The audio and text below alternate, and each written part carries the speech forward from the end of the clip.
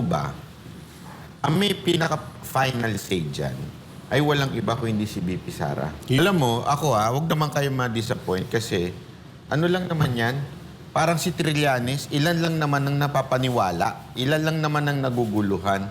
Sa totoo lang, kung titignan mo ka, magpa-survey ka, ilan lang po yan. Napakaliliit lang na bahagi ng mga Pilipino ang naguguluhan dyan. Pero alam mo, ito lang ang matindi dyan eh. Tinanong ko yan eh, with the alam mo ba, ang may pinaka-final say dyan ay walang iba kung hindi si BP Sara. Yun. Lahat dyan, maging si Kaufman, si BP Sara. Kung gusto si Baken ni BP Sara na bilang abogado si Kaufman, kaya niya. Hindi si Kaufman ang nagdidesisyon. Si BP Sara po ang nagdidesisyon. Hindi ko sinasabing siya ang nagdesisyon na wag papasukin si Ma'am Hanilet. Hindi yun na sinasabi ko. Pero, ewan ko para sa akin, tauhan lang niya si Kaufman eh. Ang may final say dyan, yung immediate family niya, which is ang meron talaga ngayon. Kasi bakit si BP Sara? Kasi annulled siya, di ba, kay Ma'am, yung sa nanay ni BP Sara. So si VP Sara bilang siya ang pinaka-in charge kay Pangulong Duterte. So kung sino yung i-hire na lawyer, narinig ko yan mismo kay Roque. Kasi tinanong niya si VP Sara kung yung before na naghahanap ng abogado. Di ba? At ang nagsabi sa kanya na wag na ikaw kasi mag-concentrate ka muna dun sa issue mo, si VP Sara. So siya lahat yan. Walang ako, kaya nga sana medyo ang tatamaan dito, again, it's the Duterte, which is VP Sara. Alam mo, tama ka doon sa sinabi mo kasi yan din yung sinabi ni Boss Dada. Panoorin nyo yung ni Boss Dada. Maraming nagre-reklamo kasi hindi daw sila nakakalapit na ngayon kasi yung organizer daw, hindi sila nakalapit kay BP pagdating sa dahig kasi yung organizer daw ganito, yung organizer daw ganyan. Noong dati naman nakakalapit sila, ngayon hindi na kasi daw nagkakapersonalan na. So yung mga iba ayaw nang pumunta, gumagawa ng issue. Alam nyo, sa totoo lang, napakaswerte nyo sa dahig. Sa Pilipinas, sobrang daming bantay ni BP Sara. Kahit nga po yung mga kilalang vloggers, kahit po kami, I mean, di ko sinasabing kilala kami. Ibig sabihin, kilala naman po kami Duterte supporter. Kahit kami, pag nandiyan si BP Sara Duterte, hindi kami basta-basta pwedeng lumapit dyan. Kahit kilala kami ng mga tao niya, merong protocol. Di ba? Ibig sabihin, hindi ka basta-basta makalalapit.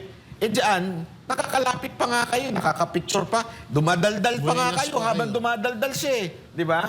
Sa Pilipinas, di mo pwedeng gawin yan. Nagkaka-issue daw ngayon kasi organizer ni ganito, organizer ni ganyan. Tingnan nyo na yung divisiveness na nangyari sa inyo.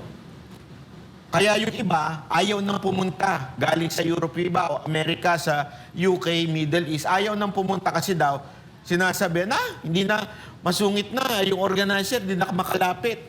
Teka lang, akala ko ba solid Duterte kayo? Ba't kailangan nyo lagi ng parang parang parang may kapalit Oo nga, may kapalit Yun nga yung sinasabi ni Boss Dada, pinapaliwanag yan, na nagiging entitled na yung iba sa atin. Ano ba talaga? Let's check ourselves. Are we doing this for ourselves o for the Duterte?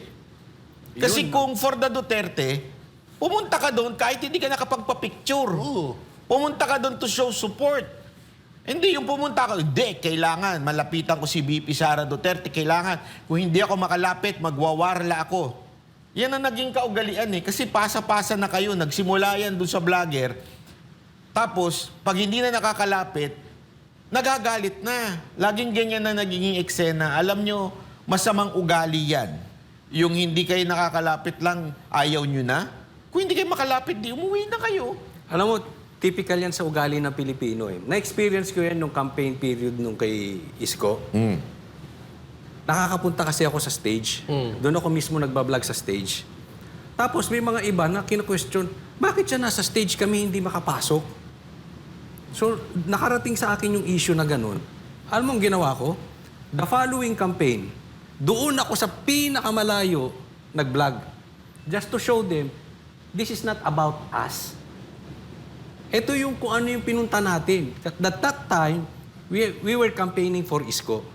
So, ang purpose natin dito, hindi yung vlog natin. Si Isko. Same thing ngayon. Hindi ito kung sino yung malapit sa Duterte. Ang ano dito is si Tatay Digo. So, ba't tayo maghahati-hati patungkol dyan? Ako sa tingin ko lang, yung sinasabi nila kay Kaufman na pagmali, parang sinasabi natin, stupido, si BP Sara, si Pulong, at saka si Baste. Kasi may say sila dyan eh. Kung mali si Kaufman at nakikita na nilang mali, tatanggalin. So pag hindi nila tinanggal at alam nilang mali, sino stupido? Di sila Sara, si Baste, at saka si Pulong. Hindi, si Alpotera.